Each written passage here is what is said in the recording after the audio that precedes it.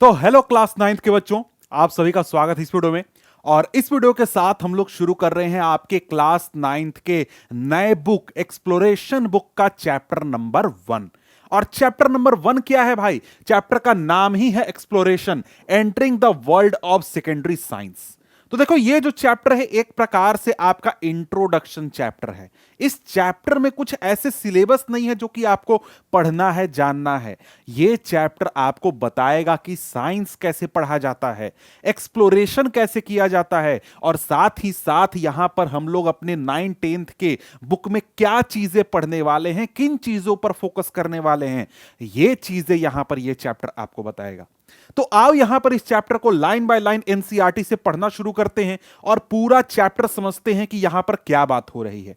और साथ ही साथ बता दूं कि इस वीडियो को बनाने के बाद, इस वीडियो को देखने के बाद मैं एक वीडियो बना दूंगा जिसमें कि इस चैप्टर को नोट्स के जरिए, स्लाइड्स के जरिए समझाया जाएगा। वो वीडियो भी जाके चेक कर लेना, आई बटन में तुमको वो वीडियो का लिंक मिल जाएगा। 1-2 दिन में वो वीडियो अपलोड हो जाएगा, ठीक है। तो यहां पर इस चैप्टर को शुरू करते हैं। क्या बोल रहा है? बोल रहा है पहली line, in the middle stage science invited you to be curious and observe the world closely. कि भाई क्या बोल रहा है? मिडिल स्टेज में। मिडिल स्टेज कहने का मतलब क्या है? जो आपने क्लास 6 पढ़ा है, 7 पढ़ा है, 8 पढ़ा है, उसकी बात हो रही है कि क्लास 6, 7, 8 में जो साइंस था, साइंस की जो किताब हमने पढ़ी, उसने आपको क्या बताया कि आप क्यूरियस रहो और अपने वर्ल्ड को क्लोजली ऑब्जर्व करो, अच्छे से ऑब्जर्व करो। ये चीजें हमने कहां बात की थी? 6 में, 7 में और 8 में। जो हमारा बुक था, क्यूरोसिटी बुक था, उसकी बात यहां पर ये कर रहा है। हो सकता है कि आप में से बहुत बच्चों ने क्यूरोसिटी बुक ना पढ़ी हो, उसके पहले जो एनसीईआरटी चला करती थी वो बुक पढ़ी है, लेकिन उनमें भी वही चीजें बात की गई थी, वही चीजें थी कि भाई आपको साइंस को क्या करना है, अपने वर्ल्ड को, आसपास को क्या करना है, समझना है, जानना है, ऑब्जर्व करना है। तो भाई ये चीजें हमने कहां बात की? नीचे के क्लासेस में, कि आपको साइंस के प्रति क्या क्यूरियस होना चाहिए, क्यूरियस, अपने वर्ल्ड को क्या करना चाहिए, ऑब्जर्व करना चाहिए, और साथ ही साथ क्वेश्चन पूछने चाहिए कि कोई भी चीज कैसे काम करती है। आप पक्षी को उड़ते हुए देखते हो तो सवाल पूछो कि भाई पक्षी कैसे उड़ रही है, क्यों उड़ रही है। यह बात यहां पर हमने पहले बात की थी। आगे बोलता है, इन आवर जर्नी, हमारी जर्नी में, we discovered that science began with wonder and grew through careful experiment. हमने अपनी जर्नी में क्या देखा कि जो साइंस है वो किस चीज से शुरू होती है? वंडर से। कि भाई कोई भी चीज हम देखते हैं उसको वंडर करते हैं, यार ये क्यों हो रहा है। जो झरना है, जो पानी का झरना होता है, उसमें पानी नीचे क्यों आता है। जो पक्षियां हैं वो हवा में क्यों उड़ पाती है, हम क्यों नहीं उड़ पाते हैं, हम कैसे उड़ पाएंगे। तो भाई शुरुआत किसी भी साइंस के टॉपिक की या फिर एक्सप्लोरेशन की शुरुआत कहां से होती है? वंडर से होती है। और उसके बाद हम लोग कई क्या क्या सीखे थे कि बहुत सारे केयरफुल एक्सपेरिमेंट करना, जिससे कि हम नॉलेज को गैदर कर सके, इंफॉर्मेशन को गैदर कर सके। इसके बाद यहां पर आगे क्या है? We connected ideas across the world of the living and non living. हमने क्या किया? बहुत सारे आइडियाज जो कि लिविंग वर्ल्ड से जुड़े हुए थे, बहुत सारे आइडियाज थे जो कि नॉन लिविंग वर्ल्ड थे। नॉन लिविंग वर्ल्ड में क्या आ जाएगा भाई? जो हवाएं चलती हैं, जो पानी हमारा वाटर फ्लो करता है, या फिर जो सैंड है, सॉइल है, इस प्रकार की चीजों की नॉलेज को हमने लिविंग वर्ल्ड के नॉलेज से जोड़ दिया। यानी जंतुओं, जीवों के बारे में जो हमें नॉलेज है उससे जोड़ दिया। तो यह बात यहां पर आपको हाईलाइट कर रहा है। आगे क्या बोल रहा है कि as you now enter the secondary stage this journey continues. आप जब सेकेंडरी स्टेज में पहुंच चुके हो, यानी कि आप क्लास 9th में पहुंच चुके हो, तो अब ये आपकी जर्नी जो है खत्म नहीं होगी या कुछ उसमें चेंज नहीं होगा। इस जर्नी को हम क्या करेंगे? कंटिन्यू करेंगे, लगातार जारी रखेंगे, but with and emphasis on deep exploration. अब हमें क्या फोकस करना है? अब हमें चीजों के बारे में सिर्फ वंडर नहीं करना है, सिर्फ सोचना नहीं है, हमें डीप फोकस, डीप एक्सप्लोरेशन करना है। हमें अच्छे से गहन जांच करनी है कि कोई चीज क्यों होती है, कैसे होती है, अच्छे से उसके बारे में हमें नॉलेज पता करनी है। Science is not only about what we know but also about how we know it.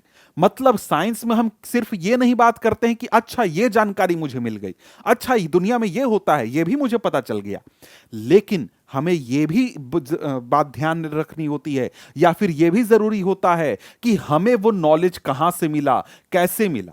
मतलब इसका क्या हुआ, मतलब यहां पर यह है कि कोई भी चीज हम ऑब्जर्व करते हैं दुनिया में, हम क्या ऑब्जर्व करते हैं कि कोई भी वस्तु को, कोई भी ऑब्जेक्ट को हाइट से छोड़ेंगे तो भाई नीचे हमारे पास वो ऑब्जेक्ट आएगा। यह हमको जानकारी है, यह हमको क्या मिल गया, नॉलेज मिल गया। अब ये नॉलेज जो है ये एक प्रकार से बस नॉलेज है, लेकिन ये नॉलेज को जब हम एक्सपेरिमेंट करेंगे, जब ऑब्जर्व अच्छे से करेंगे, चेक करेंगे, तो हमारे पास क्या होगा, एक लॉ आएगा, न्यूटन साहब का लॉ आएगा। हम समझ गए। इसी प्रकार से कोई भी नॉलेज है तो उसको हम कैसे प्राप्त कर रहे हैं, क्या हमने सिर्फ ऐसे ही देखा और बोल दिया, या फिर उसके प्रति हमने कुछ एक्सपेरिमेंट किए हैं, कुछ जांच किया है, कुछ थ्योरी बनाई है और तब उस नॉलेज की हम बात कर रहे हैं। तो यह चीज भी यहां पर इंपॉर्टेंट हो जाता है। यही चीज कहता है कि how observation lead to measurement, how pattern are express using symbol and equations, how models are built to represent complex system and how ideas are tested, often revised and sometime even discarded.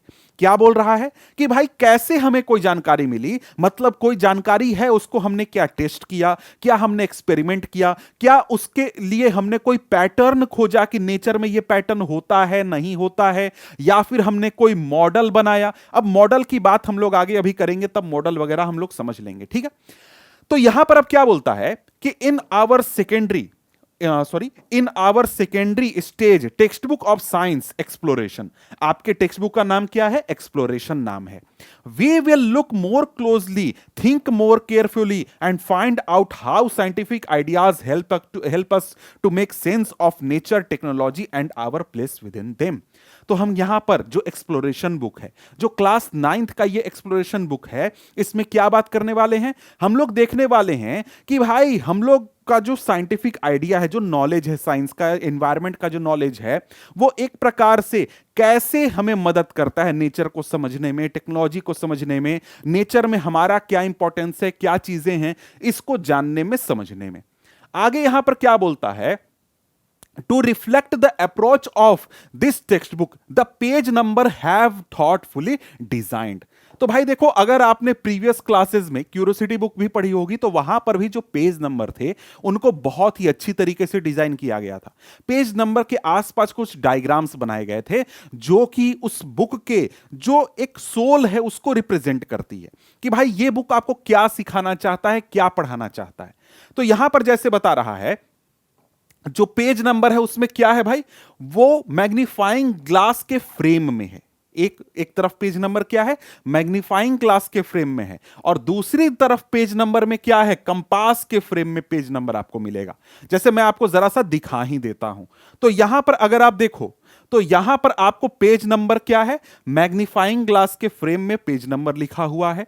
और इसके बाद यहां पर आगे बढ़े तो दूसरी तरफ जो पेज नंबर है वो आपको कंपास के फ्रेम में है। देखो कंपास में हमारा पेज नंबर लिखा हुआ है। अब यह बहुत ही सोच समझकर किया गया है। अब क्या सोच समझकर किया गया है जरा सा देखते हैं। कहता है द मैग्नीफाइंग ग्लास सिंबलाइजेस, जो मैग्नीफाइंग ग्लास है वो क्या सिंबलाइज करता है, careful observation, noticing patterns and paying attention to what might otherwise be missed.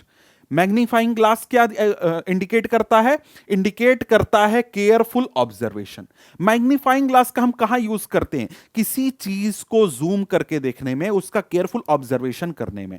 इसीलिए मैग्नीफाइंग ग्लास क्या इंडिकेट करेगा, केयरफुल ऑब्जर्वेशन का, जो कि मतलब एक प्रकार से यह दिखाएगा कि हम अपने नेचर को, आसपास के साइंटिफिक फिनोमेना को किस तरह से ऑब्जर्व करते हैं। और इसके बाद अगर हम लोग बात करें कंपास की, तो कंपास क्या करेगा, compass reminds us that exploration also needs direction. Compass ये दिखाएगा कि जो हम एक्सप्लोरेशन कर रहे हैं या फिर जो हमें एक्सप्लोरेशन करना है उसका एक डायरेक्शन होना चाहिए। ऐसा नहीं कि कहीं भी कुछ भी एक्सप्लोरेशन करने लगे और बस उस रास्ते पर चल दिए, नहीं, एक निश्चित डायरेक्शन, एक सेट डायरेक्शन में हमें क्या करना है, एक्सप्लोरेशन करना है। यह बात हमें क्या दिखाता है, कंपास दिखाता है। Choosing appropriate models, asking the right question and knowing the limits of where ideas apply. मतलब क्या कि कि भाई सही मॉडल चुनो, सही ऑब्जर्वेशन करो, सही क्वेश्चन पूछो और कहां तक हमारे आइडियाज अप्लाई हो सकते हैं, काम कर सकते हैं, ये अच्छे से ऑब्जर्व करो। तो भाई ये चीजें जरूरी है जब भी आप साइंटिफिक टेम्परामेंट के साथ आगे बढ़ते हो, अपने इन्वायरमेंट को, नेचर को, साइंस को समझने की कोशिश करते हो। Together, they tell us that exploration in science is not wandering aimlessly, but trying to make sense of our world with care and purpose. ये दोनों चीजें मिलकर के क्या, केयरफुल ऑब्जर्वेशन और राइट डायरेक्शन, ये दोनों चीजें मिलकर के एक प्रकार से हमें यह समझाती हैं, बताती हैं कि जो साइंस है उसमें हम रैंडमली कोई भी काम नहीं करते हैं कि कहीं पर कुछ भी देख लिया, कुछ भी ऑब्जर्व करने लगे, कहीं पर कुछ भी देखा ऑब्जर्व करने लगे। ऐसा नहीं करना है। आपको राइट डायरेक्शन में, राइट पाथ में रहते हुए सही चीजों पर ध्यान देना है, सही क्वेश्चन पूछने हैं, सही चीजें ऑब्जर्व करनी है और सही काम करना है। तभी वो एक प्रकार से सक्सेसफुल होगा, तभी एक प्रकार से किसी गोल तक या किसी आप एंड तक पहुंचने पाओगे। अब यहां पर आगे क्या बात हो रही है, कहता है कि the natural world is complex and studying it in full detail is often impossible. कि भाई देखो रियलिटी क्या है, रियलिटी ये है कि हमारी जो दुनिया है, हमारा जो ये वर्ल्ड है, ये बहुत ही कॉम्प्लेक्स है और इसको पूरी तरीके से जानना, पूरी तरीके से समझना एक प्रकार से इम्पॉसिबल है, क्योंकि हमारी दुनिया में जितना नॉलेज है, जितनी चीजें हैं ऑब्जर्व करने के लिए, सभी को हमारे पास ऑब्जर्व करने का ना तो टाइम है, ना तो एनर्जी है, ना ही हमारे पास उतना इक्विपमेंट है, उतना नॉलेज है कि हर एक इवेंट को, हर चीज को हम अच्छी तरीके से ऑब्जर्व करने पाए। इसलिए हम क्या करते हैं, पूरी दुनिया की कंप्लेक्सिटी को समझने के लिए कि भाई कोई भी इवेंट हो रहा है उसमें बहुत सारी कंप्लेक्सिटीज हो सकती हैं, कोई फेनोमेना हो रहा है, बहुत सारी कंप्लेक्सिटीज हो सकती हैं, तो उसको आसानी से समझने के लिए क्या किया जाता है, साइंस में मॉडल्स का यूज किया जाता है। समझ गए, मॉडल्स का यूज किया जाता है। अब इसका क्या मतलब हुआ, मतलब यहां पर यह है कि भाई देखो, यहां एक लाइन में समझा देता हूं, फिर मैं एग्जांपल से समझाऊंगा कि These are simplified ways of looking at real system that focuses only on what is most important for a given question. अब क्या है कि भाई देखो यहां पर क्या है, कोई भी चीज तुम्हें ऑब्जर्व करनी है। जैसे मान लो कि हम क्या करते हैं, अर्थ की पढ़ाई कर रहे हैं। अब अर्थ की तुमने पढ़ाई की होगी, अर्थ के तुमने जो डिफरेंट लेयर्स हैं उनके बारे में जाना होगा कि भाई देखो कोर होता है, उसके बाद क्रस्ट होता है, डी लेयर, आउटर कोर, ये बहुत सारे लेयर्स होते हैं। तो भाई देखो हम लोग जो हैं अर्थ के एग्जैक्ट स्ट्रक्चर को, हर एक लेयर में जो जो डिफरेंसेस हैं, हर डिफरेंसेस को बारीकी से नहीं पढ़ सकते हैं। क्यों नहीं पढ़ सकते हैं, क्योंकि वो इतना कॉम्प्लेक्स हो जाएगा कि हम उसको ना तो समझ पाएंगे, ना जान पाएंगे, ना किसी निष्कर्ष तक, रिजल्ट तक पहुंचने पाएंगे। इसलिए हम क्या करते हैं, मॉडल्स बनाते हैं। जैसे यहां पर देखो, ये क्या है, अर्थ का एक मॉडल है जिसमें कि सिंपल तरीके से जो यहां पर डिफरेंट डिफरेंट लेयर्स हैं उनको यहां पर दिखाया गया है। इसी प्रकार से हम जब सोलर सिस्टम का पढ़ाई करते हैं तो सोलर सिस्टम का एक मॉडल तैयार किया जाता है कि भाई हमारे सोलर सिस्टम में कुल मिलाकर 8 प्लैनेट्स हैं, 8 प्लैनेट के अलावा एक सन है, उसका एक सिंपल सा मॉडल तैयार किया जाएगा। लेकिन क्या सोलर सिस्टम में सिर्फ यही चीजें हैं? नहीं, बहुत सारे एस्ट्रॉइड्स भी हैं, बहुत सारी और भी चीजें हैं जो कि हमारे सोलर सिस्टम में एग्जिस्ट करती हैं, लेकिन उनको हम इग्नोर कर देते हैं। यहां पर भी अर्थ में जो ये डिफरेंट डिफरेंट कोर्स हैं, इनमें भी कई लेयर हैं जिनमें डिफरेंसेस होते हैं, लेकिन उन सब डिटेल को हम इग्नोर कर देते हैं ताकि हम लोग जो चीज, इंपॉर्टेंट चीज है, उसको अच्छे से समझ पाएं। इसी प्रकार से जब हम लोग एटम की पढ़ाई करेंगे तो एटम में हम क्या करेंगे, यहां पर सिंपल तरीके से एटम को रिप्रेजेंट करेंगे। क्यों? ताकि हमको जो जरूरी चीज है, इंपॉर्टेंट चीज है, उस पर हम फोकस कर सकें, और जो इधर उधर की बातें हैं जिससे कंप्लेक्सिटी बढ़ती है, हमको समझने में दिक्कत होती है, हमको ऑब्जर्व करने में परेशानी होती है, उनको हम इग्नोर कर देते हैं। यही चीज आपको यहां पर एग्जाम्पल में भी बता रहा है कि जैसे हम लोग अगर फिजिक्स की बात करें तो फिजिक्स में कहीं पर हमको मान लो कि एक मूविंग कार रिप्रेजेंट करना है, तो मूविंग कार को हम लोग रिप्रेजेंट कैसे कर देंगे? एक सिंगल पॉइंट के रूप में भी रिप्रेजेंट कर सकते हैं। जैसे आगे चल करके तुम जब मोशन वगैरह पढ़ोगे तो वहां पर तुम कार का मोशन पढ़ोगे तो क्या करोगे, ऐसे ए पॉइंट से कार निकला, बी पॉइंट तक गया, ऐसे करके तुम सिंपली रिप्रेजेंट कर दोगे कि भाई यहां पर क्या हो रहा है, कार का मोशन हो रहा है, ए पॉइंट से बी पॉइंट तक कार गया है, ऐसे रिप्रेजेंट कर दोगे। या फिर हो सकता है कि तुम इस प्रकार के डायग्राम डायग्राम देखो, लेकिन तुम जब पढ़ाई करोगे कॉपी पेन ले करके तो ऐसा डायग्राम थोड़ा ही ना बनाओगे। तो ये क्या हुआ, ये एक प्रकार का सिंपल मॉडल हुआ, समझ गए बात को। इसी प्रकार से तुम जब केमिस्ट्री की बात करोगे तो केमिस्ट्री में तुम एटम मॉलिक्यूल को ड्रॉ करोगे तो उनको सिंपल तुम लोग स्फीयर या फिर बॉन्ड के रूप में ड्रॉ करोगे। भाई सिंपल तुम्हारा एक एटम हुआ तो उसको इस प्रकार से, यहां देखो इस प्रकार से एक सिंपल स्फीयर के रूप में तुमने क्या किया, एटम को दिखा दिया।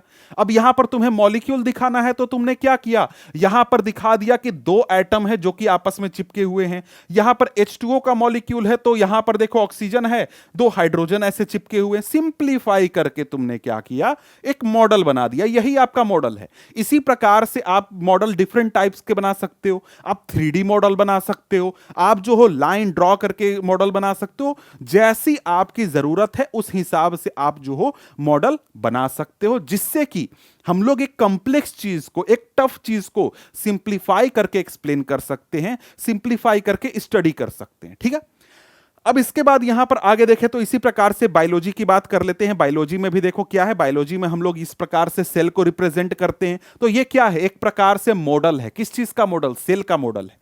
अब यहां पर देखो सेल में जो सारी चीजें होती हैं, क्या सारी चीजें दिखाई गई हैं, जी नहीं।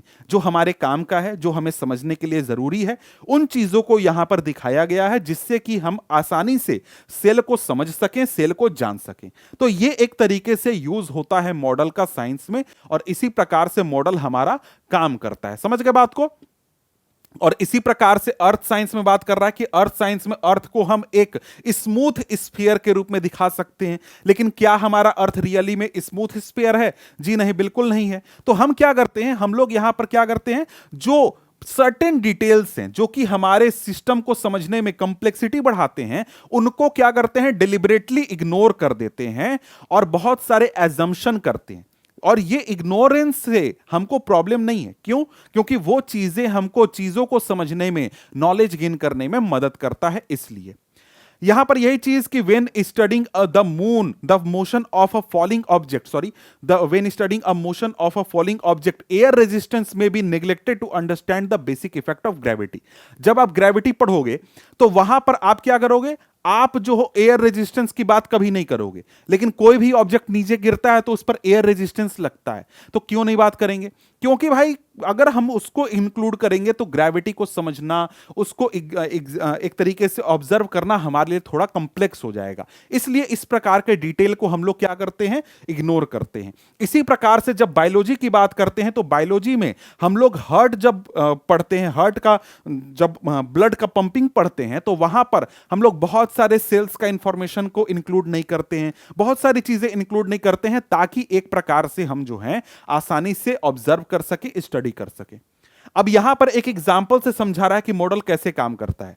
कि भाई देखो एक क्रिकेट मैच चल रहा है, क्रिकेट मैच में क्या हो रहा है कि एक बॉल है जिसको 6 हिट किया जा रहा है, मतलब बॉल आया, बैट्समैन ने उसको हिट किया, बॉल कहां जाने वाला है, 6 में जाने वाला है, आउटसाइड द स्टेडियम जाने वाला है। ठीक है, अब यहां पर आपको एक सिंपल मॉडल बनाना है।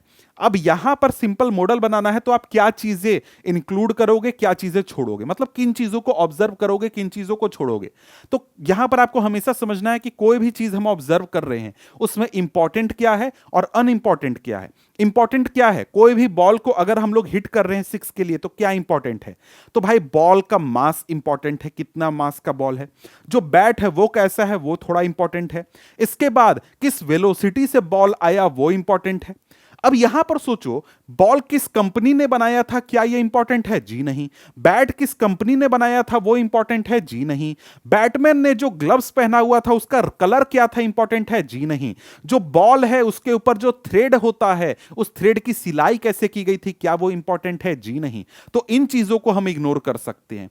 इंक्लूड क्या करेंगे, बॉल का मास इंक्लूड कर लेंगे, बॉल का वेलोसिटी इंक्लूड कर लेंगे, बैट्समैन ने किस वेलोसिटी से हिट किया ये इंक्लूड कर सकते हैं, जो स्टेडियम है उसका लेंथ कितना है ये इंक्लूड कर सकते हैं।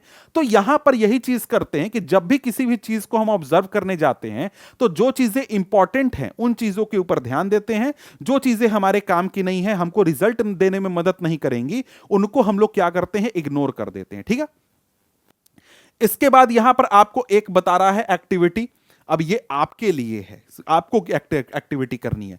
Activity 1.1 let us model. आपको एक मॉडल बनाना है। मॉडल किस चीज का बनाना है भाई? Suppose you ride a bicycle from your school to your home. आप अपने स्कूल से अपने होम तक बाईसाइकिल राइड करके जा रहे हो, ठीक है। You want to model the time it takes to school to go is home from school. आपको एक मॉडल तैयार करना है कि भाई आपको घर से स्कूल जाने में कितना टाइम लगता है, इसका मॉडल तैयार करना है। तो what details would you keep? आप कौन से डिटेल्स को इंक्लूड करोगे, कौन से डिटेल्स को आप इग्नोर करोगे, और यहां पर जो डिटेल्स आपने इग्नोर करी वो इग्नोर आपने क्यों किया, ठीक है। अब यहां पर देखो क्या क्या चीजें हम लोग को करनी है। हमको यहां पर टाइम का एक मॉडल बनाना है कि इस घर से स्कूल जाने में कितना समय लगता है। तो क्या क्या चीजें इंपॉर्टेंट है हमारे लिए? सबसे पहले तो हमारे लिए इंपॉर्टेंट है कि स्कूल और घर के बीच का डिस्टेंस क्या है। समझ गए? स्कूल और घर के बीच का हमारा क्या है? डिस्टेंस। तो यहां पर सबसे पहले हमारे लिए क्या इंपॉर्टेंट हो गया? डिस्टेंस। ये हम लोग हाईलाइट करेंगे, इसको इंक्लूड करेंगे।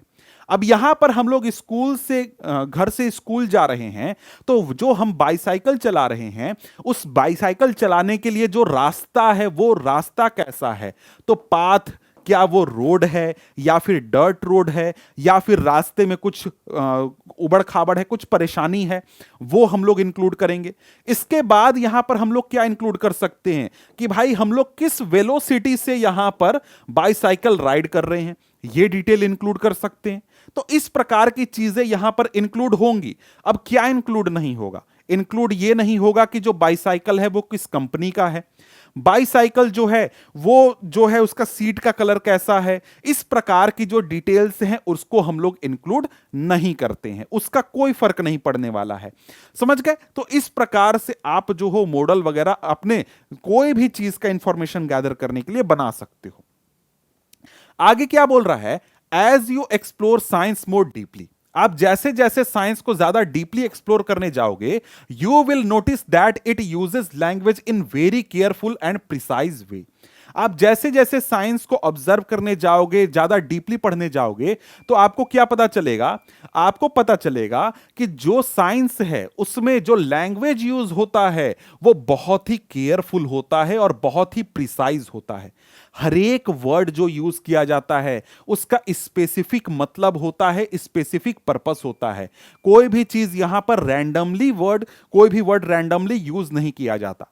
जैसे बहुत सारे वर्ड जो कि हम लोग डेली लाइफ में यूज करते हैं, जैसे कि फोर्स हो गया, वर्क हो गया, सेल, रिएक्शन, इनका साइंस में स्पेसिफिक मतलब होता है और बहुत सोच समझकर कोई भी वर्ड यूज किया जाता है साइंस में। These meanings are often very specific because scientific ideas must be communicated clearly and unambiguously। क्या बात है कि भाई जो भी वर्ड हैं इनको बहुत सोच समझकर यूज करने का जरूरत इसलिए है क्योंकि यहां पर जब हम लोग साइंटिफिक आइडियाज को कम्युनिकेट करें, यानी हम कोई साइंटिफिक आइडिया दूसरे को बता रहे हैं, दूसरा मुझे बता रहा है, कोई हम स्टडी कर रहे हैं, मेरे इंफॉर्मेशन पर कोई दूसरा व्यक्ति कोई स्टडी करने जा रहा है, तो उसके पास एक्यूरेट इंफॉर्मेशन हो, एक्यूरेट जानकारी हो, जिससे वो रिसर्च करे, जानकारी जुटाए, जो भी करना है वो करे। समझ गए? इसलिए यहां पर क्या होता है कि भाई जो वर्ड यूज किए जाते हैं वो बहुत ही सोच समझकर प्रिसाइज वर्ड यूज किए जाते हैं। आगे कहता है कि to allow scientist across the world to describe observations, compare result and build ideas together, science uses shared language of these specific term, symbol and units. देखो यहां पर एक चीज है कि साइंस में जो नए खोज होते हैं, जो नया ऑब्जर्वेशन होता है, ऐसा तो है नहीं कि सारा कोई एक देश करता है। जी नहीं, अमेरिका के साइंटिस्ट भी खोज करते हैं, उस इंफॉर्मेशन का यूज करके इंडिया के साइंटिस्ट या फिर चाइना के साइंटिस्ट या फिर रशिया के साइंटिस्ट खोज करते हैं, रिसर्च करते हैं। इसलिए यहां पर पूरे वर्ल्ड में एक स्टैंडर्ड बना दिया गया है कि भाई कोई भी हम लोग अगर साइंटिफिक नॉलेज गेन करेंगे, कोई भी हम लोग इंफॉर्मेशन रखेंगे तो उसका एक स्पेसिफिक फॉर्मेट होगा। वहां पर हम लोग क्या करेंगे, एक खास तरीके के सिंबल्स का यूज करेंगे। जो मेजरमेंट के लिए यूनिट यूज किया जाएगा वो यूनिट सेम हम लोग यूज करेंगे। इसके साथ साथ हर एक फिनोमेना को डिस्क्राइब करने के लिए जो टर्म्स होंगे वो खास टर्म्स यूज किए जाएंगे, ताकि मैं अगर कोई खोज करता हूं, मेरे पास कोई इंफॉर्मेशन आता है, तो उस इंफॉर्मेशन का कोई दूसरा भी आसानी से यूज कर सके, उसको समझ सके। समझ गए? इसीलिए आप देखते हो कि जो क्वांटिटीज हम लोग यूज करते हैं, साइंस में क्वांटिटीज यूज होती है, जैसे कि मास हो गया, वेलोसिटी हो गया, फोर्स हो गया, इलेक्ट्रिक करंट हो गया, इन सबको हम लोग सिंबल से रिप्रेजेंट करते हैं, और सिंबल भी सभी जगह एक ही यूज किया जाता है। समझ गए? मास क्या है, तो इंडिया के साइंटिस्ट से पूछो तो मास का वही मतलब बताएगा, अमेरिका के साइंटिस्ट से पूछो तो मास का वही मतलब बताएगा। अमेरिका का साइंटिस्ट मास के लिए एम सिंबल यूज करेगा, इंडिया का साइंटिस्ट भी मास के लिए एम वो सिंबल यूज करेगा। इसी प्रकार से वेलोसिटी, फोर्स, हर शब्द का जो मतलब है वो सेम होता है। आप दुनिया में कहीं भी चले जाते हो, रीजन क्या है? रीजन है कि भाई ये स्टैंडर्ड बनाया गया है ताकि हम लोग अच्छी तरीके से कम्युनिकेट कर सके, इंफॉर्मेशन का शेयरिंग वगैरह कर सके। अब यहां पर क्या है कि देखो, साइंस का हम लोग क्या करते हैं, इस्तेमाल एक प्रकार से करते हैं अपने सराउंडिंग को, अपने नेचर को, अपने वर्ल्ड को समझने के लिए। लेकिन कई बार क्या होता है कि साइंस को समझने के लिए भी हमको कई बार रुकावट आती है। तो वहां पर क्या करते हैं, साइंस को और अच्छे से समझने के लिए हम लोग क्या करते हैं, मैथमेटिक्स का यूज करते हैं। तो इसलिए आप तुम देखोगे कि साइंस में बहुत सारे चैप्टर्स, बहुत सारे टॉपिक्स में तुमको मैथमेटिकल कैलकुलेशंस करने को मिलेंगे। जैसे फिजिक्स पढ़ोगे तो तुमको न्यूमेरिकल्स मिलेंगे, केमिस्ट्री में न्यूमेरिकल्स मिलेंगे। क्यों? क्योंकि भाई यहां पर जो साइंस का नॉलेज है उसको कंप्लीट करने के लिए, उसको अच्छे से स्टडी करने के लिए मैथमेटिक्स जरूरी होता है, कैलकुलेशंस जरूरी होते हैं। समझ गए? To make this even more precise, science often turns to mathematics to allow relationship between quantities to be expressed clearly and tested carefully. कि भाई अलग अलग जो क्वांटिटीज हैं, अलग अलग जो इंफॉर्मेशन है, उसके बीच में क्या रिलेशन है, ये हम लोग कैसे डिस्क्राइब कर सकते हैं, कैसे एक्सप्रेस कर सकते हैं, तो वो हम कर सकते हैं मैथमेटिक्स के जरिए। आगे कहता है, this can sometimes feel challenging, but it is important to remember that mathematics in science is not mean to be a hurdle. तो भाई देखो, कई बार क्या होगा, आपको न्यूमेरिकल्स मिलेंगे सॉल्व करने के लिए, तो न्यूमेरिकल्स आपको लगेगा यार क्या ये लेंदी सा चीज है, इतना मैथ इंक्लूड कर दिया है साइंस में, बहुत माथा दर्द हो रहा है। ऐसा फील नहीं करना है। क्यों? क्योंकि मैथ वहां पर दिया गया है, मैथ इंक्लूड किया गया है ताकि आप साइंस के जो डिफरेंट रिलेशंस हैं, डिफरेंट एक्सप्रेशंस हैं, उनको अच्छे से समझ सको, अच्छी तरीके से आप उनको नॉलेज गेन कर सको, डिफरेंट चीजों के बीच में रिलेशन स्थापित कर सको। तो मैथ वहां पर है आपका हेल्प करने के लिए, मैथ वहां पर आपके लिए हर्डल नहीं है। समझ गए?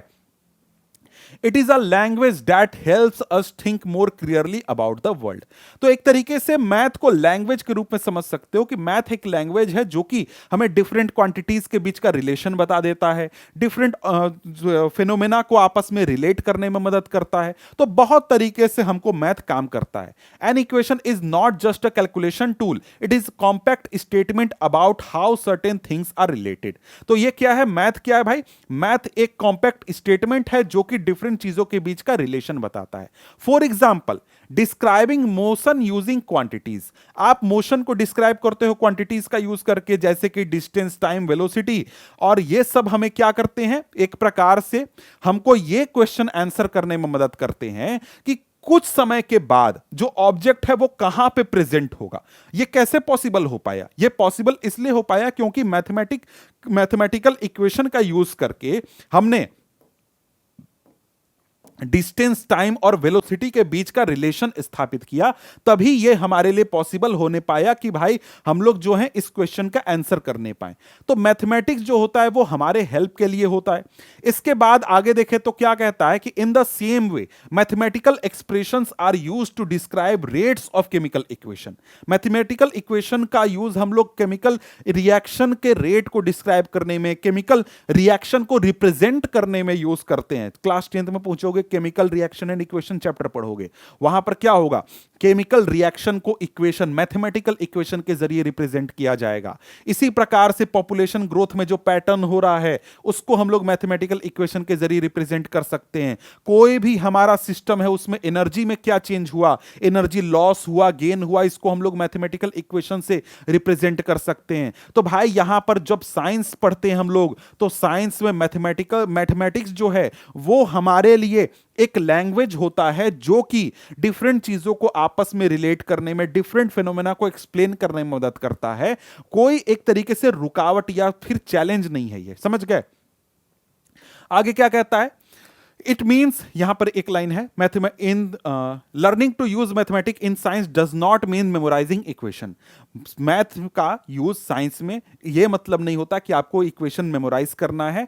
आपको सबसे पहले क्या करना है, सिचुएशन को एनालाइज करना है, रिलेवेंट क्वांटिटीज को आइडेंटिफाई करना है और मैथमेटिकल रिलेशनशिप का यूज करके अच्छी तरीके से यह एक्सप्रेस करना है कि क्या रिलेशन है, क्या फिनोमेना है, क्या चेंज होगा, ये सारी चीजें, ठीक है।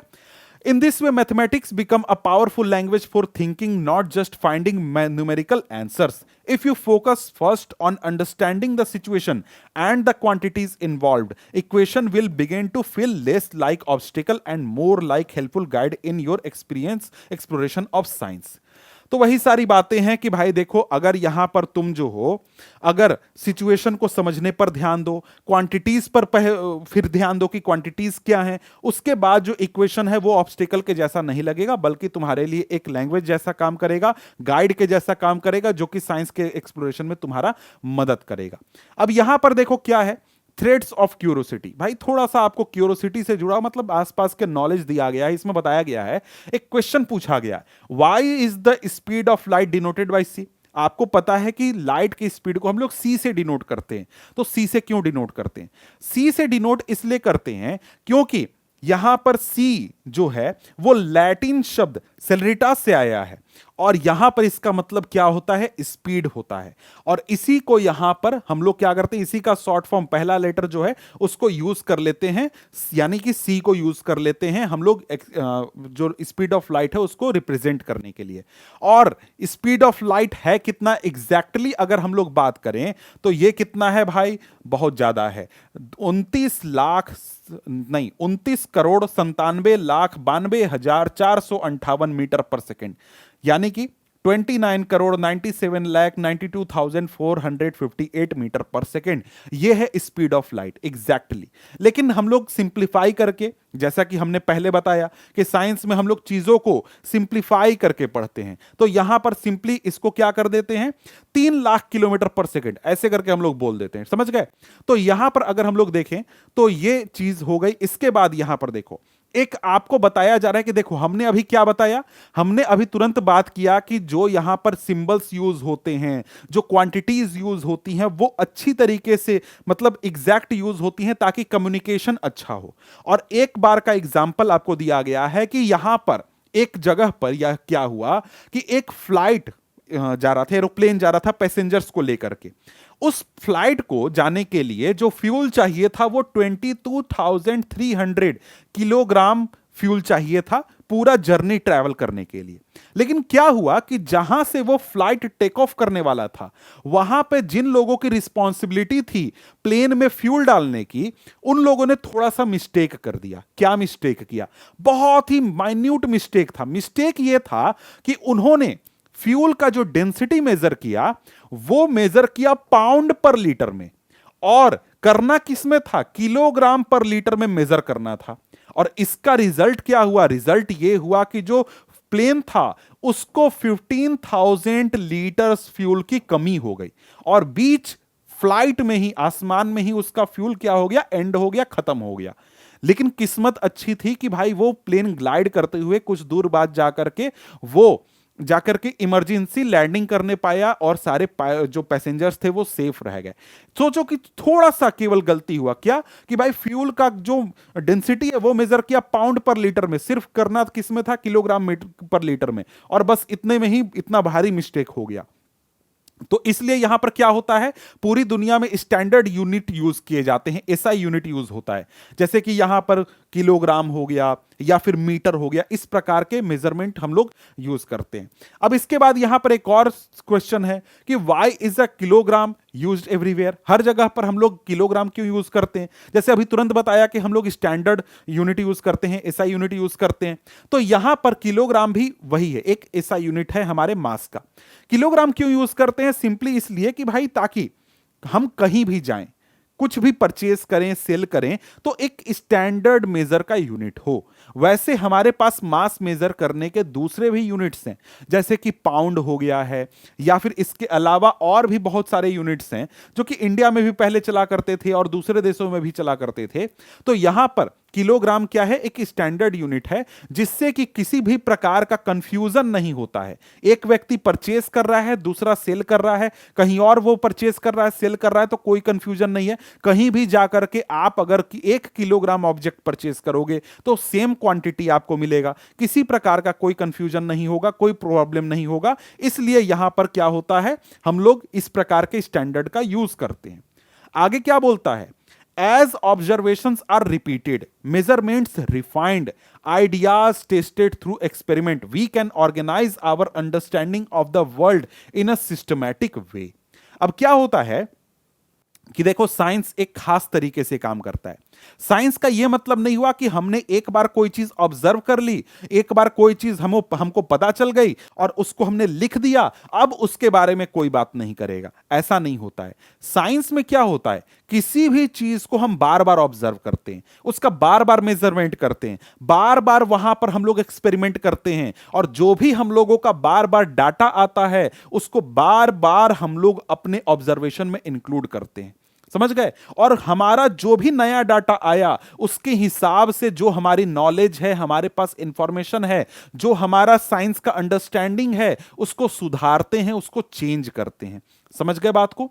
तो यहां पर क्या है कि हम लोग बार बार ऑब्जर्वेशन करेंगे, हमेशा मेजरमेंट करेंगे, बार बार आइडियाज का हम लोग टेस्टिंग करेंगे और बार बार एक्सपेरिमेंट करेंगे, जिससे कि हम लोग अपने वर्ल्ड को, कोई भी फिनोमेना को अच्छी तरीके से और भी बेहतर तरीके से समझ सके। कहता है कि in the secondary stage you will come across terms such as laws, theories and principle. अब आप 9th-10th में पहुंचे हो, आपको बहुत सारे लॉज पढ़ने को मिलेंगे, थ्योरीज मिलेंगे, प्रिंसिपल मिलेंगे।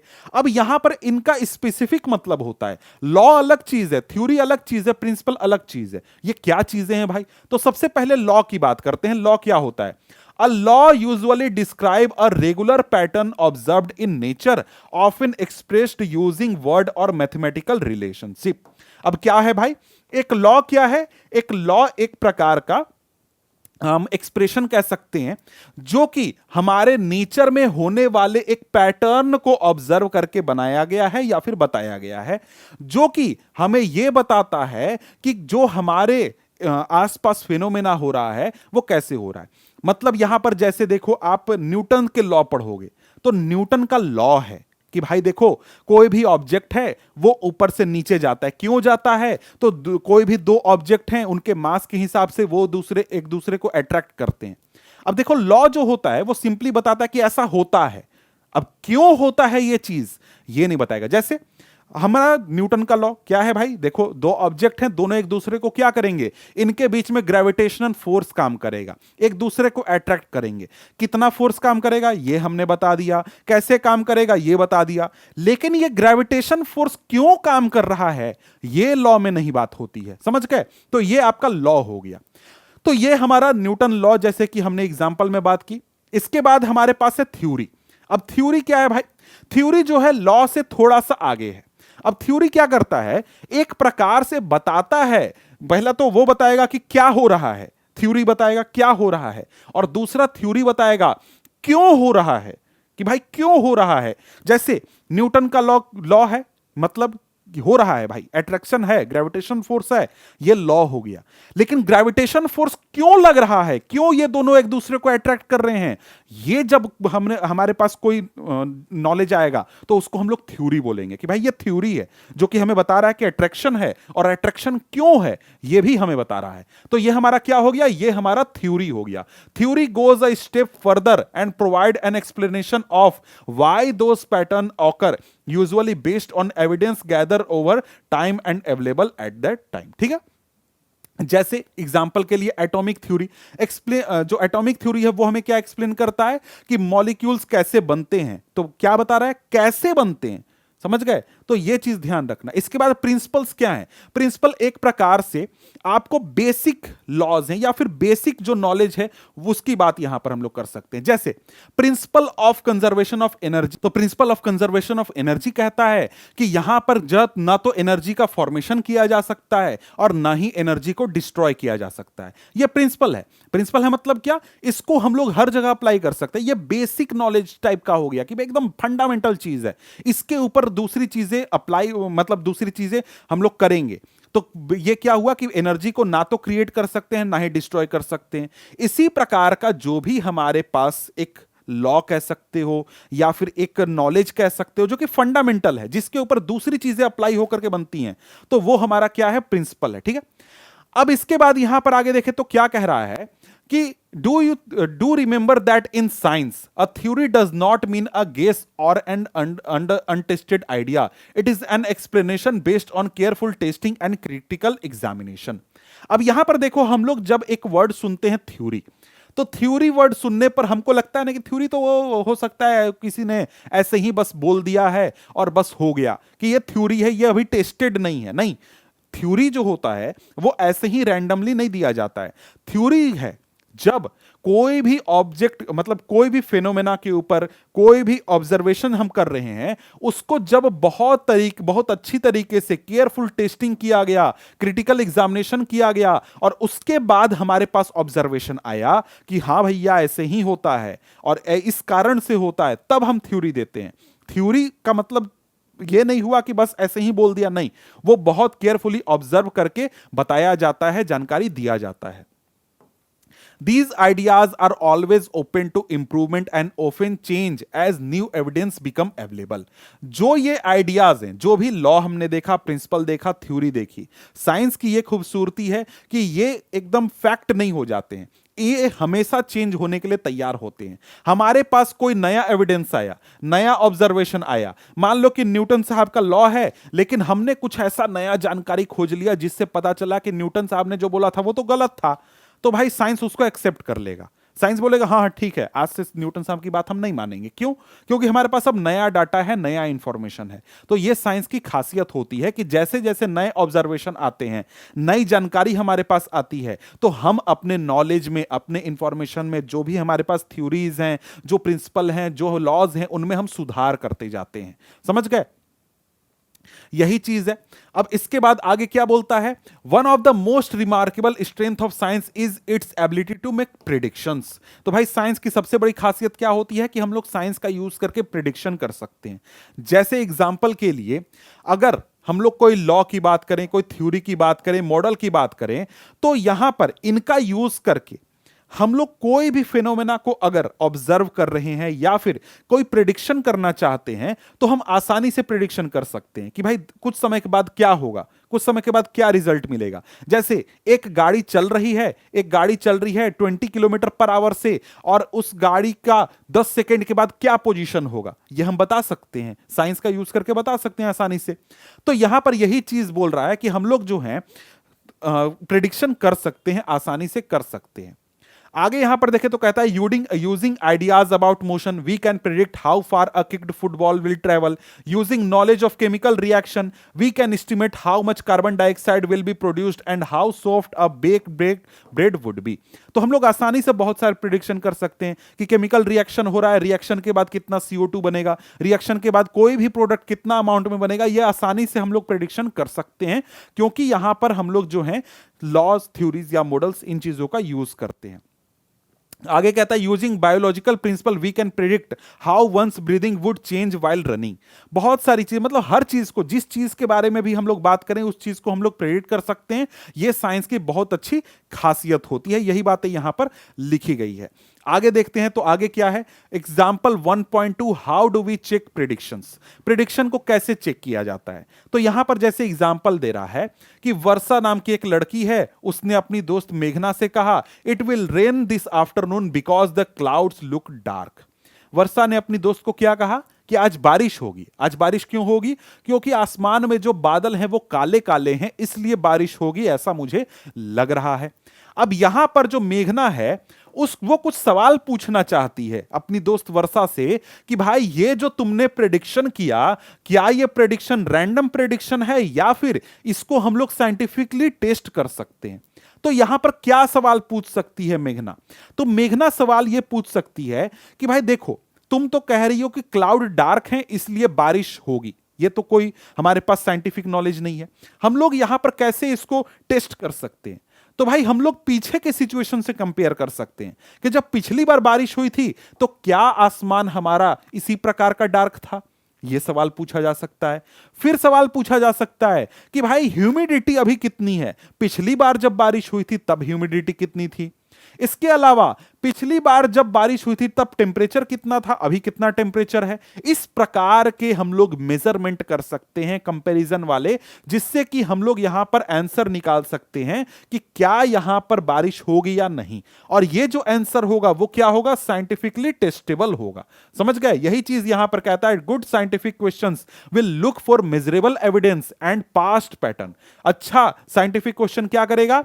मेजरेबल एविडेंस खोजने की कोशिश करेगा और पास्ट पैटर्न्स खोजने की कोशिश करेगा। जैसे क्वेश्चन जिसमें सिंपली यस नो होते हैं वो हमारे काम के नहीं है। यही चीज यहां पर बताया जा रहा है। ठीक है, इसके बाद रेडी टू गो बियॉन्ड है। इसमें क्या बोल रहा है कि भाई कई बार जो वेदर फोरकास्ट होते हैं वो गलत क्यों हो जाते हैं? जो मौसम विभाग है वो बोलता है कि बारिश होगी लेकिन बारिश होती नहीं है। ऐसा क्यों होता है? ऐसा इसलिए होता है क्योंकि कोई भी जो वेदर प्रेडिक्शन होता है उसमें बहुत सारी चीजें इंक्लूड होती हैं, जैसे कि वहां पर टेम्परेचर का ध्यान रखना होता है, प्रेशर का, ह्यूमिडिटी का, विंड का, सभी चीजों के फैक्टर्स को इंक्लूड करके यह प्रेडिक्शन किया जा सकता है कि भाई बारिश होगी या फिर नहीं होगी या फिर वेदर कैसा रहेगा। इसमें से कोई भी फैक्टर थोड़ा सा भी अगर चेंज हुआ तो भाई हमारा प्रेडिक्शन गलत हो जाएगा। इसीलिए क्या किया जाता है कि जो मौसम का प्रेडिक्शन किया जाता है वो कुछ घंटों के लिए किया जाता है या फिर कुछ 1-2 दिन के लिए किया जाता है। 1 महीने बाद, 15 दिन बाद बारिश होगी या नहीं ये जनरली नहीं बताया जाता है, क्योंकि उतने दिनों में फैक्टर्स चेंज हो जाते हैं और हमारा जो रिजल्ट है वो एक प्रकार से गलत हो जाता है। समझ गए?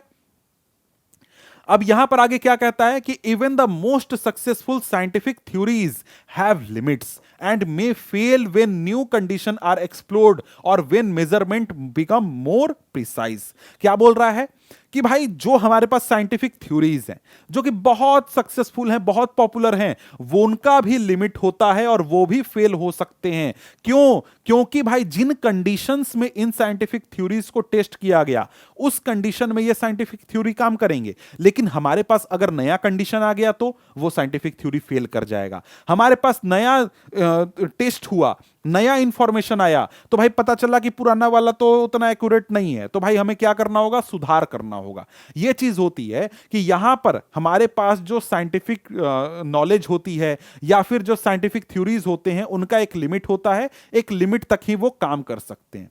आगे कहता है कि such failures are not a weakness of science. मैं तुमको बार बार कह रहा हूं, पहले भी मैंने कहा था कि इस प्रकार से कोई भी साइंटिफिक थ्योरी, कोई लॉ या कोई जो प्रिंसिपल है वो अगर फेल कर जाए, वो काम ना करे, तो ये ऐसा नहीं है कि साइंस की गलती हो जाती है या साइंस बोलता है कि नहीं नहीं ऐसा हो ही नहीं सकता। हो सकता है, साइंस एक्सेप्ट करता है। क्या होगा भाई? हमारी थ्योरी फेल कर गई। क्यों फेल कर गई? क्योंकि हमारे पास नया अब नॉलेज आ गया है या फिर नया कंडीशन आ गया है। तो अब हम क्या करेंगे? उस थ्योरी में उस कंडीशन को भी इंक्लूड करेंगे और उसके बाद हम अपने थ्योरी को अपडेट करेंगे, उसमें चेंज करेंगे। तो यह चीज होती है। जब प्रेडिक्शंस ऑब्जर्वेशन से मैच नहीं करते हैं तो जो साइंटिस्ट हैं वो आइडियाज को पूरी तरीके से रिजेक्ट नहीं करते हैं, सिर्फ क्या है ये काम नहीं किया इसको छोड़ छोड़ो, इस पर बात नहीं करनी है, ऐसे नहीं करते हैं। क्या करते हैं? वो एक तरीके से एक्सेप्ट करते हैं कि भाई हमारे पास नॉलेज कम था, अब हम नए ऑब्जर्वेशन को, नए मेजरमेंट को इंक्लूड करके अपना रिजल्ट निकालेंगे। तो इससे क्या होगा? हम लोग एक प्रकार से यहां पर जो अपनी थ्योरी है उसको सुधार पाएंगे या फिर हम लोग अपने जो नॉलेज बेस है उसको थोड़ा बेहतर बना पाएंगे। ठीक है, अब यहां पर जैसे देखो, यहां पर तुमको बहुत सारे क्लेम्स सुनने को मिलते होंगे, जैसे कि भाई देखो एक्लिप्स के दौरान जो है फूड खाना हानिकारक होता है।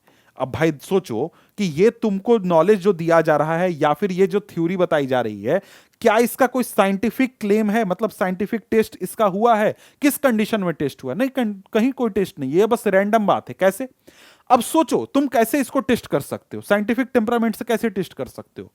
कि भाई क्या कहा गया, food should not be eaten during an eclipse. Food should not be eaten during an eclipse, भाई एक्लिप्स के दौरान खाना नहीं खाना चाहिए क्योंकि वो हार्मफुल होता है, ये कहा गया।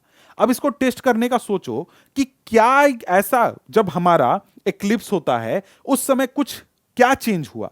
तो भाई कुछ नहीं चेंज हुआ। लाइट हमारे पास आ रही थी, अब लाइट नहीं है हमारे पास, अब क्या है? शैडो है। अब शैडो है भाई, अब शैडो जब हो गया तो शैडो की वजह से क्या फूड में कोई चेंज आ गया? जी नहीं।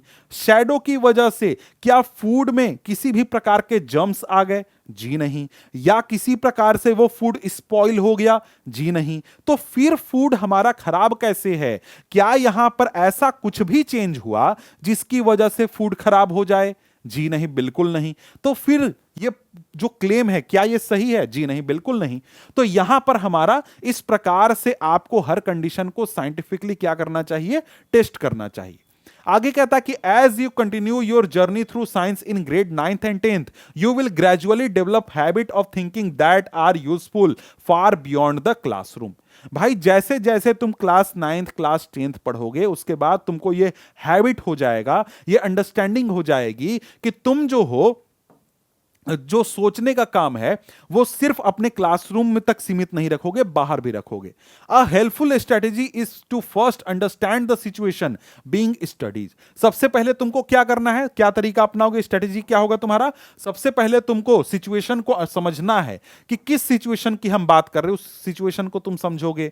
फिर वहां पर कौन कौन से क्वांटिटीज हैं, उन क्वांटिटीज को आइडेंटिफाई करोगे और एक रफ एस्टिमेट बनाओगे कि तुमने जो आंसर दिया क्या वो आंसर सही है या फिर तुम गलत आंसर दे रहे हो। यहां पर जब भी इस प्रकार से तुम ऑब्जर्वेशन करने की कोशिश करोगे तो वहां पर हमेशा तुम्हें एग्जैक्ट नंबर की जरूरत नहीं है, एग्जैक्ट वैल्यू की जरूरत नहीं है। तुमको एक रफ प्रिडिक्शन करना है, रफ एस्टिमेट बनाना है ताकि तुम एक प्रकार से साइंटिफिक टेम्परामेंट अपना रख सको। समझ गए? अप्रोक्सीमेट एस्टिमेट बहुत है तुमको एक रिजल्ट तक पहुंचने के लिए कि भाई तुम जो कर रहे हो क्या वो सही है या फिर नहीं है। समझ गए? और इस प्रकार से जब तुम एस्टिमेशन करना सीखते हो तो उससे होता यह है कि तुम्हारे अंदर इंट्यूशन डेवलप होता है, तुम आसानी से एरर्स को डिटेक्ट कर पाते हो और अंदर अपने अंदर कॉन्फिडेंस डेवलप कर पाते हो कि तुम जो सोच रहे हो, तुम जो तुम्हारे अंदर जो थॉट्स हैं वो थॉट्स सही है, तुम्हारा सोचना सही है, तुम जो करना चाहते हो वो बिल्कुल सही है। इसलिए तुमको क्या करना है? साइंटिफिक वैल्यूज डेवलप करने हैं, साइंस के वैल्यूज डेवलप करना है जिससे क्या हो, तुम एक्यूरेट कैलकुलेशन कर पाओ, प्रेडिक्शन कर पाओ, थिंकिंग करने पाओ, साइंटिफिक टेम्परामेंट तुम्हारे अंदर हो। ठीक है?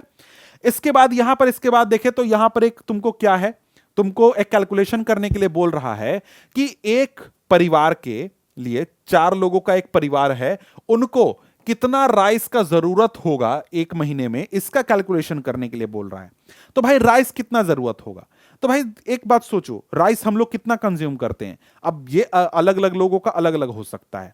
जैसे मेरे फैमिली में राइस केवल दिन में एक टाइम खाया जाता है, हो सकता है तुम्हारे फैमिली में राइस 2 टाइम दिन में खाया जाता हो, 3 टाइम खाया जाता हो, उस हिसाब से तुम कैलकुलेशन कर सकते हो।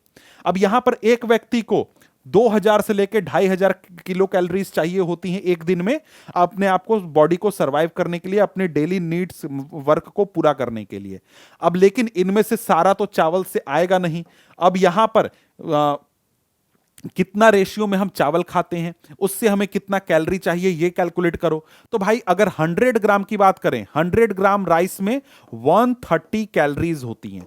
अब इस हिसाब से तुम कैलकुलेट कर सकते हो कि एक व्यक्ति अगर दिन में 1 टाइम केवल चावल खाए तो उसका कितना उसको चाहिए होगा चावल, जिससे कि उसको कैलोरीज की रिक्वायरमेंट पूरी हो जाए। बाकी 2 टाइम वो अपने हिसाब से रोटी खा सकता है या फिर और भी जो चीजें हैं वो खा सकता है। ठीक है? इसके बाद यहां पर देखो एक एग्जाम्पल है, इस एग्जाम्पल में क्या करने के लिए बोल रहा है, एस्टिमेट करने के लिए बोल रहा है कि तुम जब एयर ब्रीथ करते हो तो एक दिन में कितने लीटर्स एयर ब्रीथ करते हो। तो इसका तुम कैसे एक कैलकुलेशन करोगे, एस्टिमेट कैसे निकालोगे? एग्जैक्ट वैल्यू तुम्हें फाइंड नहीं करनी है, एक एस्टिमेट बनाना है। क्योंकि अभी तुरंत हमने बात किया, क्या करेंगे हम लोग हर कंडीशन में एक एस्टिमेट बनाएंगे, रफ कैलकुलेशन करेंगे जिससे कि हम एक रफ प्रिडिक्शन कर सके। इसके लिए तुम क्या करोगे? एग्जाम्पल कि भाई हम लोग दिन में कितना ब्रीद करते हैं, कितना लीटर एयर ब्रीद करते हैं? तो भाई जरा सोचो, 1 मिनट में हम लोग कितना ब्रीद करते हैं? 1 मिनट में हम लोग जनरली 12 से 15 ब्रेथ लेते हैं, ठीक है। अब एक ब्रेथ में कितना एयर हमने अंदर लिया, अब इसके कैसे पता चलेगा? तो भाई एक बलून लो, बलून को फुलाओ। एक बलून है जिसका साइज एवरेज वॉल्यूम जो है 2 लीटर का है, और उसको हम लोग 4 बार में फुला सकते हैं, 4 बार में फुला सकते हैं। तो हमने क्या किया, 4 ब्रेथ में 2 लीटर एयर, एक ब्रेथ में कितना हुआ हमारा 0.5 लीटर, ठीक है। 0.5 लीटर हमारा 1 ब्रेथ में एयर हो गया। तो उसका यूज करके हम लोग ये कैलकुलेट कर सकते हैं कि हम लोग दिन भर में कितने ब्रेथ लेते हैं। तो भाई हमारा क्या हुआ, 0.5 लीटर, 0.5 लीटर 1 ब्रेथ में हो गया, ठीक है। और 1 मिनट में हमारा 12 से 15 ब्रेथ है, और मिनट दिन भर में कितने होते हैं? तो मिनट होते हैं 60 इंटू 24 इक्वल टू 1440 मिनट होते हैं। और इसको हम लोग यहां पर इससे मल्टीप्लाई कर देंगे तो हमको क्या मिल जाएगा? हमको 18,000 से लेकर के 22,000 ब्रेथ मिल जाएगा। और इसका हम लोग अगर 0.5 करें तो एवरेज हमारा क्या आएगा? 10,000 लीटर यहां पर आ जाएगा, कि एक दिन में हम लोग 10,000 लीटर जो है एयर ब्रीद करते हैं। अब इसको एग्जैक्टली अगर कैलकुलेट करें तो एग्जैक्टली इस तरीके से भी कर सकते हैं कि भाई यहां पर एक बलून हम लोग फुलाने में कितना 4 ब्रीथ लेते हैं, 1 मिनट में हम लोग 3 बलून फुला सकते हैं। तो उससे निकालेंगे तो हमको मतलब जो एग्जैक्ट वैल्यू के आसपास मिलेगा वो मिलेगा इतना, 8640 लीटर। सिंपली आपको क्या समझना है? आपको समझना है कि आपको साइंटिफिक टेम्परामेंट डेवलप करना है। आपको इस प्रकार से हर सिचुएशन के लिए प्रेडिक्शंस करने हैं, कैलकुलेशंस करने हैं, एस्टिमेट बनाने हैं, जिससे कि आप जो अपने डिसीजन मेकिंग को ज्यादा मजबूत कर सको, अपने कॉन्फिडेंस को बूस्ट कर सको, अपने सराउंडिंग के अंडरस्टैंडिंग को बेहतर कर सको। इसलिए आपको क्या करना है? अपना जो टेम्परामेंट है उसको बेहतर बनाना है। आगे बोल रहा है, describe one situation where an approximate answer is good enough and one where you would need a exact value. Approximate answer कहां काम कर जाएगा? भाई अभी बहुत गर्मी लग रही है, कितना टेम्परेचर होगा? अभी टेम्परेचर भाई 30 डिग्री सेल्सियस होगा। भाई 31 भी हो जाएगा, कोई दिक्कत नहीं है, अप्रोक्सीमेट वैल्यू है, ठीक है। अब इसके अलावा एग्जैक्ट वैल्यू कहां जरूरत है? भाई किसी को हम इंजेक्शन लगाने जा रहे हैं, दवाई देने जा रहे हैं, वहां पर एग्जैक्ट वैल्यू हमें जरूरत है कि भाई 2 मिलीलीटर इंजेक्शन या 4 ml इंजेक्शन या 6 ml इंजेक्शन, ये एग्जैक्ट वैल्यू जरूरत है, क्योंकि वहां पर उसका लाइफ डिपेंड करता है उस पर, उसके ऊपर, ठीक है। इसके बाद यहां पर आगे क्या बात हो रही है? 10th क्लास की बात हो रही है। After grade 10 if you decide to study science it will be divided into branches like physics, chemistry, biology and earth science. आप अगर 10th के बाद साइंस पढ़ना चाहोगे तो वहां पर आपको physics, chemistry, biology, earth science पढ़ने को मिलेगा। इस क्लास में भी 9, 10th में भी आपको जो चैप्टर्स हैं वो फिजिक्स, केमिस्ट्री, बायोलॉजी के हिसाब से डिवाइड किए गए हैं, लेकिन सभी के बुक आपको अलग अलग नहीं मिलेंगे, एक ही बुक में सारे सब्जेक्ट्स आपको पढ़ने को मिलेंगे। और यहां पर इनको पढ़ते हुए हमें यह ध्यान रखना है कि ये जो हम लोग यहां पर physics, chemistry, biology, earth science की बात कर रहे हैं, ये सिर्फ हमारे स्टडी का पार्ट है।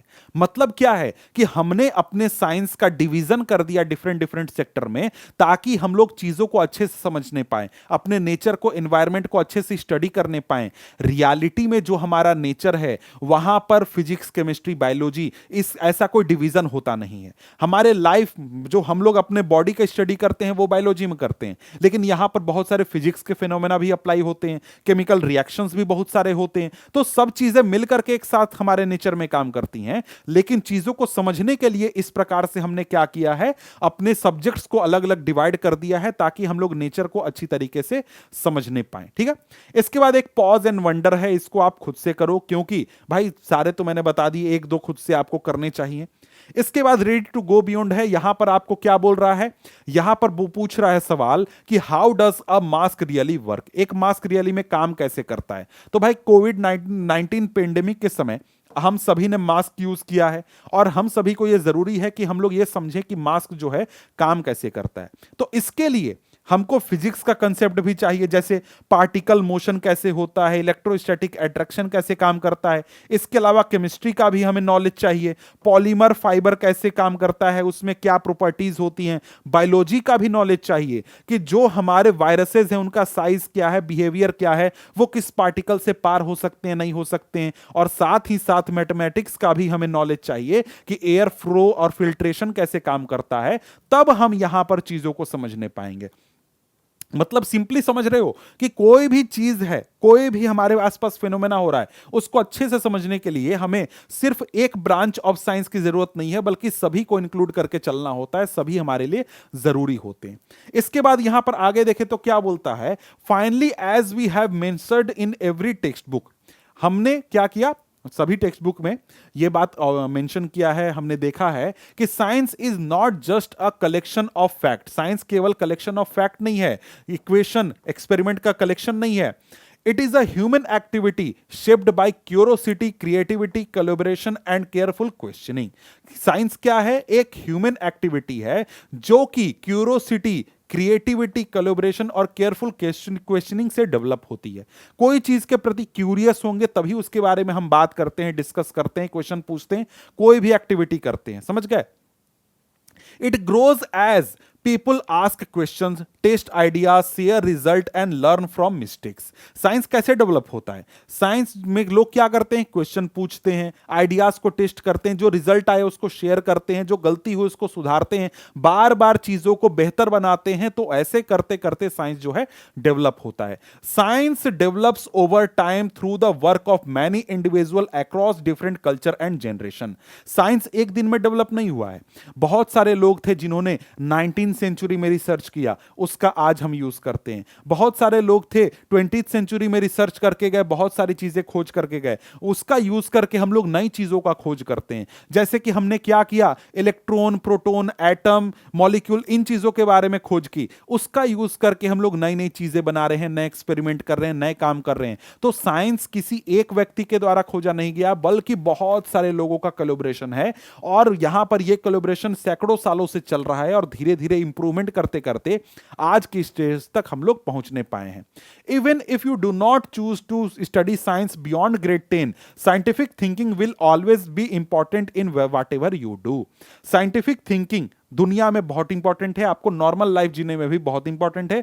इसलिए अगर आप साइंस नहीं भी लेते हो तो साइंटिफिक थिंकिंग आपके अंदर होना बहुत जरूरी है। यह आपके लाइफ को आसान बना देगा, आपने आपके आसपास जो टेक्नोलॉजी है उसको समझने में मदद करेगा, और साथ ही साथ जो दुनिया में आप रहते हो उस दुनिया को समझने में, अंडरस्टैंड करने में मदद करेगा।